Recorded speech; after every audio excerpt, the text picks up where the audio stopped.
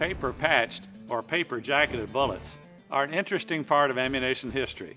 Hi, I'm Larry Potterfield with Midway USA. Let me show you how to make them. This is a Remington No. 1 rolling block, short-range target rifle, chambered in 40-50 Sharps Bottleneck.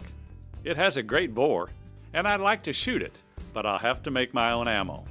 The first step is to cast the bullets, then make the patches from 10-pound cotton fiber-based paper. A sharp knife along the edge of a template cuts out a patch of the correct dimensions. The wet patch wraps around the bullet exactly 2 full times, and the excess at the base is twisted into a tail. Brass can be formed from 45/70. It takes some effort, but the new cases are formed using just the sizing die.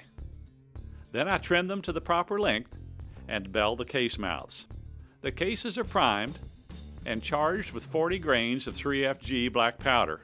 A fiber wad is placed over the powder, followed by lubricant. Finally, the bullet is seated in the case. With plenty of ammo, I'm heading to the range. Well, that's how you make good, accurate paper patch bullets. I'm Larry Potterfield with Midway USA, and that's the way it is.